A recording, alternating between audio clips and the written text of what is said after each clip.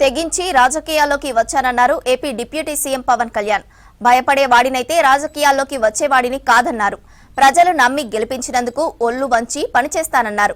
15 ఏళ్లు ఖచ్చితంగా పొత్తు ధర్మం పాటిస్తారని, టీడీపీతో కలిసి ఉంటారని తెలిపారు.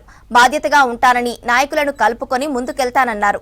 రౌడీలు చిల్లర వేషాలు వేసేవారికి భయపడరని, మందుపాతరలు పెట్టి పేల్చుతామన్నా భయపడరని చెప్పారు. విప్లవకారుడు రాజకీయ నాయకుడైతే ఇలాగే ఉంటుందని చెప్పారు పవన్ కళ్యాణ్. హనీమూన్ పీరియడ్ అయిపోయింది అందరికీ, నాతో సహా.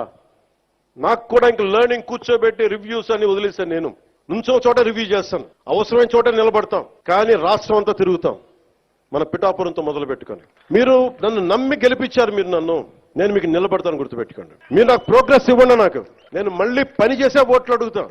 కానీ ఈ లోపల మటుకు నాకు మీరు జేజేలు కొట్టండి, ఆటోగ్రాఫ్లో నేను ఇవ్వకపోవచ్చేమో, కానీ మీకు పని అయితే ఉళ్ళు ఉంచి పనిచేస్తాను.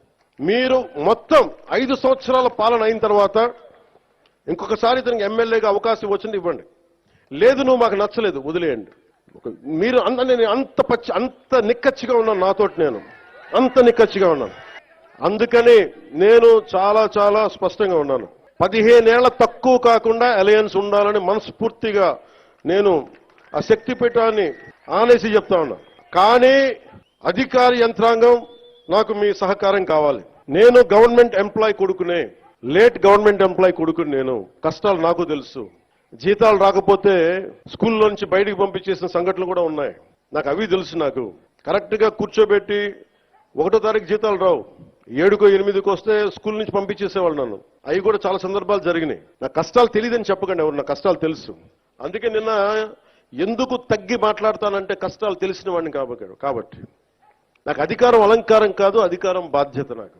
కానీ నాకు పిఠాపురం బాగుండాలి, నేను చాలా చాలా స్పష్టంగా ఉన్నాను. లా అండ్ ఆర్డర్ కనుక ఎవరన్నా సరే ఇష్టరాజ్యంగా ఎవరన్నా సరే ఇష్టం వచ్చినట్టు చేస్తే తొక్కి నారత్తిస్తాను ఒక్కొక్కరికి. మా ఇష్టం కుదరదట్లా. ఇది చాలా చాలా జాగ్రత్తగా ఉండాలి. ఇది నేను తెగించి వచ్చాను రాజకీయాల్లో, గుర్తుపెట్టుకోండి. గుండాలకి చంపేస్తానంటారు నన్ను. మొన్న అడవుల్లోకి వెళ్ళాలంటే నక్సలైట్లు మందు పాత్రలు పెడతారంటే పెడితే పెట్టండి, పేలిపోతాను, కానీ నేను ఆపను నడక. అంత తెగించున్నాను, గుర్తుపెట్టుకోండి. ఎందుకంటే నేను అభివృద్ధి కావాలి.